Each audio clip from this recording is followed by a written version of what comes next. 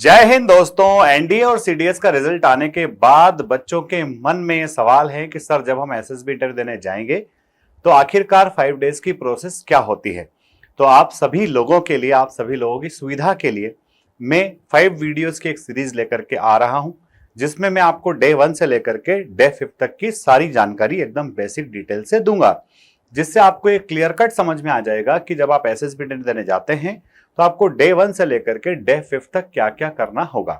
तो आइए आज के वीडियो की शुरुआत करते हैं। सबसे पहले तो आप सभी को बहुत बहुत कॉन्ग्रेचुलेशंस कि आपने एनडीए सीडीएस का कठिन एग्जामिनेशन इस बार क्लियर किया है और आई होप आप लोगों ने एसएसबी इंटरव्यू की तैयारी शुरू कर दी होगी।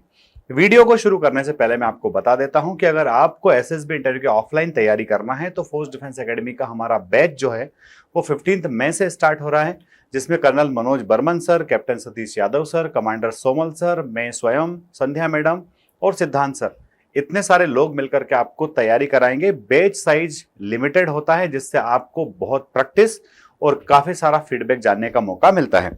अब आइए शुरुआत करते हैं डे 1 की।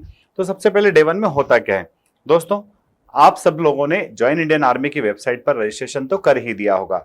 2 हफ्ते तक ये रजिस्ट्रेशन ओपन रहेगा। जब ज्वाइन इंडियन आर्मी की वेबसाइट पर सारे लोग रजिस्ट्रेशन कर चुके होंगे, 2 हफ्ते की मियाद खत्म हो जाएगी। उसके 1 से 1.5 हफ्ते के बाद में हर एक बच्चे के पास एक ईमेल आएगा और उस ईमेल में आपको एसएसबी इंटरव्यू देने कब जाना है और किस प्लेस पर जाना है, ये दोनों ही इंफॉर्मेशन होगी। तो जब आपके पास ईमेल आता है, उस ईमेल में दी हुई तारीख और पते पर आपको पहुंचना होता है, उसी को हम कहते हैं रिपोर्टिंग। तो जो डे 1 होता है, इस डे 1 में आप दिए गए टाइम और प्लेस के अकॉर्डिंग वहां आपको पहुंचना होता है। आप अपने एसएसबी सेंटर पर पहुंच जाते हैं, आपकी रिपोर्टिंग वहां हो जाती है।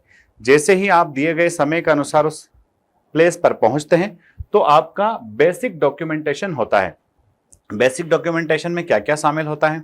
बेसिक डॉक्यूमेंटेशन में कि क्या ये वही बंदा है जिसको बुलाया गया था, इस बंदे के पास रिक्वायर्ड डॉक्यूमेंट्स हैं या फिर नहीं हैं, इतनी सी बातें सिर्फ वहां पर देखी जाती है। तो आपका बेसिक डॉक्यूमेंटेशन हो जाता है। उसके बाद में फिर आपको जो है चेस्ट नंबर दे दिया जाता है। जैसे ही आपका बेसिक डॉक्यूमेंटेशन हुआ, आपको एक चेस्ट नंबर दे दिया जाता है। अब यहां से आपकी जो पहचान है वो आपके नाम के बजाय आपके चेस्ट नंबर से होती है। इसके बाद में होता है आपका OIR test, officers intelligence rating test. अब एक और बात मैं यहां पर क्लियर कर देता हूं, जब से एसएसबी के अंदर नए सिस्टम के इन्वॉल्वमेंट की बात आई है, कुछ लोगों के अंदर यह भ्रम है कि पीपीडीटी खत्म हो गया है। भाइयों ध्यान से समझिए, जो वीडियो की सीरीज ज्वाइन इंडियन आर्मी की वेबसाइट पर डली हुई है, उसमें डे 1 को भी 2 स्टेजेस में तोड़ा गया है। स्टेज 1 में OIR पीपीडीटी है और स्टेज 2 में जो कंप्यूटराइज्ड टेस्ट है वो है। तो आप ये गलती ना करें कि पीपीडीटी नहीं होगा, पीपीडीटी तो होगा ही होगा। और पीपीडीटी अभी चल ही रहा है। अभी तक जो नया मॉड्यूल है वो टेस्टिंग के लिए इंप्लीमेंट नहीं किया गया है, इसलिए हमें OIR और पीपीडीटी की जबरदस्त तैयारी करना है। तो आपका सबसे पहले OIR टेस्ट होगा, जिसको हम ऑफिसर्स इंटेलिजेंस रेटिंग टेस्ट कहते हैं। इस टेस्ट में रीजनिंग के क्वेश्चंस आते हैं, वो क्वेश्चंस जो आपने नवोदय विद्यालय के एग्जाम के टाइम पर या फिर सैनिक स्कूल के एग्जाम के टाइम पर करे होंगे। तो आप वर्बल और नॉन वर्बल रीजनिंग की एक बुक खरीद लीजिए और उस बुक में से इन सारे चैप्टर्स को लगा डालिए, ताकि आपका रीजनिंग वाला पार्ट, OIR वाला पार्ट एकदम मजबूत हो जाए। इसके बाद में हम देखते हैं कि आपका अगला टेस्ट जो होता है वो PPNDT होता है, that is picture perception and discussion test. तो भाई आपको ये picture perception and discussion test में 30 सेकंड के लिए एक पिक्चर दिखाया जाएगा। वो पिक्चर देखने के बाद में आपको उसके ऊपर स्टोरी लिखना होगी। डिटेल्ड पीपीडीटी कैसे करते हैं, तो इसके बहुत सारे वीडियोस हमारे एसएस वर्ल्ड चैनल पर डले हुए हैं। लगभग 1000 वीडियोस डले होंगे। आप घर बैठे उन वीडियोस को देख करके अपनी पीपीडीटी की तैयारी कर सकते हैं। पर आप सही डायरेक्शन में कर रहे हैं कि नहीं कर रहे हैं, आप उसमें क्या क्या गलतियां कर रहे हैं, उन सबको बताने के लिए आपको मेंटरशिप की आवश्यकता होती है। इसीलिए हमारा 15 मई, 1 जून और 15 जून से एसएसबी के नए बैचेस हैं। उन बैचेस का हिस्सा बन करके आप अपने फीडबैक को ठीक से जान पाएंगे, तो इसी अटेम्प्ट में रेकमेंड हो जाएंगे।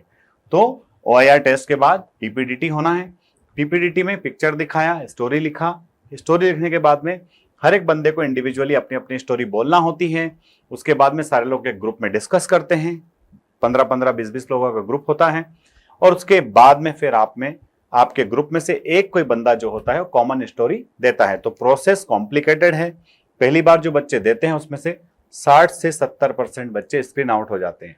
तो आप सोचिए आपको स्क्रीन आउट होना है कि स्क्रीन इन होना है। स्क्रीन इन होना है तो इंडिया के बेस्ट प्लेटफॉर्म एसएसबी वर्ल्ड से आप तैयारी कीजिए, फोर्स डिफेंस एकेडमी से तैयारी कीजिए, जहां मैक्सिमम बच्चे स्क्रीन इन हो जाता है। जब आप OIR PPTT सब कुछ कर चुके होंगे तो उसके बाद में डे 1 का रिजल्ट आ जाएगा, और डे 1 के रिजल्ट में वहां पर आपका रिजल्ट जो होगा वो आपके चेस्ट नंबर के हिसाब से पुकारा जाएगा। मान लिया जाए कि 101 से 150 तक के बच्चों के चेस्ट नंबर थे, तो उसमें से कौन सा चेस्ट नंबर स्क्रीन इन हुआ है उसका नंबर आपको अनाउंस कर दिया जाएगा, और बाकी जो है वो बच्चे स्क्रीन आउट हो जाते हैं। तो सोचिए, जिस एग्जामिनेशन की तैयारी आपने साल भर की है, जिस एनडीए सीडीएस को आपने इतनी मेहनत से, इतने संघर्ष से निकाला है, अगर उस एनडीए सीडीएस के बाद हम एसएसबी में उतना अच्छे से परफॉर्म नहीं कर पाए तो हमारी 1 साल की पूरी मेहनत बेकार चली जाएगी। इसलिए भीड़ का हिस्सा ना बने, ऐसे इंस्टीट्यूट को ज्वाइन करें जहां लिमिटेड संख्या में बच्चे तैयारी करते हैं। अब जब आपका स्क्रीन इन हो जाएगा तो उसके बाद उसी दिन आपसे जो है PIQ फॉर्म फिलअप करवा लिया जाएगा, और ये PIQ फॉर्म आपके स्टेज 2 के लिए आवश्यक होता है। तो दोस्तों, ये था मेरा डे 1 का पूरा वीडियो। आप बहुत ज़्यादा संख्या में वीडियोस देखने के बजाय एक ही वीडियो को ढंग से देखिए और उस एक दिन की पूरी प्रोसीजर को ठीक से अपने दिमाग में बिठा लीजिए। कल फिर मिलते हैं हम डे 2 के साथ में। तब तक के लिए जय हिंद, जय भारत, इंकलाब जिंदाबाद, भारत माता की